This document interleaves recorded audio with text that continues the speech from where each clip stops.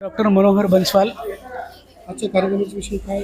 विषय असा आहे की बालोन्नती फाउंडेशन ह्या विविध कार्यक्रम राबवत असतो। या निमित्तानं आज आपण पूर्णांगिनी या नावानं या स्लोगननं ज्या विधवा महिला आहेत त्यांच्यासाठी एक विशेष हळदी कुंकवाचा कार्यक्रम आपण आज केलं होतं। किती महिला आले होते? आपण 150 महिलांना इथे बोलवलं होतं आणि 140 महिला इथे आल्या होत्या। काय पूजन केलं सर महिलांना? हळदी कुंकवाचा आपण खेळ पैठणीचा केला।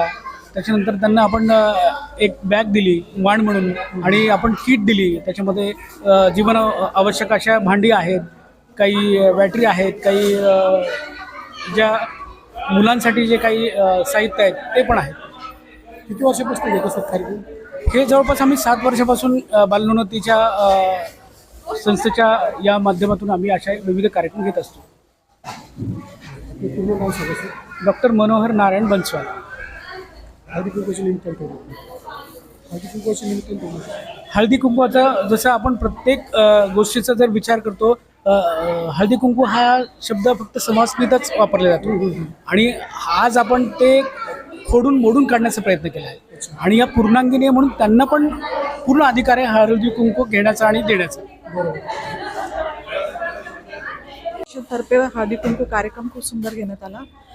बालोन्नतीचे अध्यक्ष प्रवीणजी आणि सचिव मनोहरजी यांनी हा कार्यक्रम खूप सुंदर केलेला आहे। आणि याच्यातनं असं सिद्ध होतं की अनाथ मुलांना काय काय गोष्टीची गरज असते आणि काय करावे याच्यातनं हे लक्षात आलेलं। मुख्य अतिथी कोण होते? मुख्य अतिथी ॲक्च्युली महिला अध्यक्ष येणार होत्या, पण त्यांचं काही कारणास्तव पोस्टपोन झालं।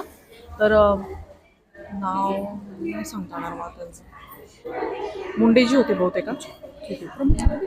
तुमचं संपूर्ण नाव सांगा. माझं नाव हर्षाली मनोहर बन्सल, मिसेस